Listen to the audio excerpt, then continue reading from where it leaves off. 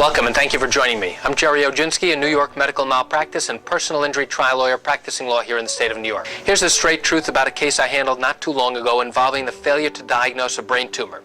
The woman that I represented was a home health care aide and was taking a patient in an ambulette to a doctor's visit. During the course of taking the patient to the doctor's visit, the ambulette was involved in a car accident. And as a result of that car accident, my client got thrown about in the ambulette, hit her head, and needed to go to the hospital. The doctors wanted to look to see whether there was anything going on in her head. And the patient was kept in the emergency room for a number of hours until that CAT scan could be read and interpreted. The doctor who interpreted that particular CAT scan, known as a radiologist, recognized that there was a mass growing in this patient's brain, and in fact recorded that information in his report. The problem was that information never got to the emergency room doctor.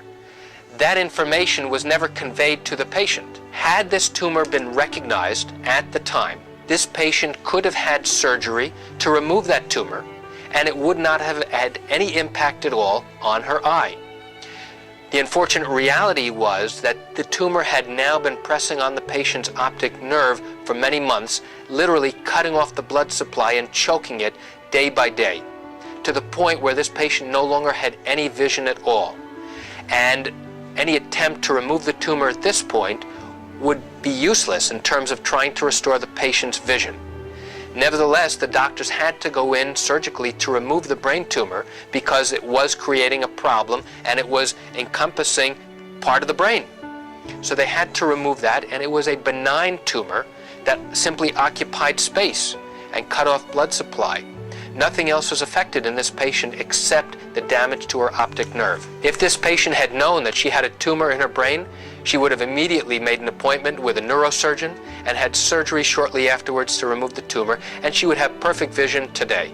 The unfortunate fact is that she doesn't. She's blind in one eye and suffered as a result of the improper medical care she received from the original hospital. And that's the straight truth about failure to diagnose this brain tumor in this young woman. I want to thank you for spending a few moments of your time here in my office with me. I'm Gerry Oginski. Have a great day.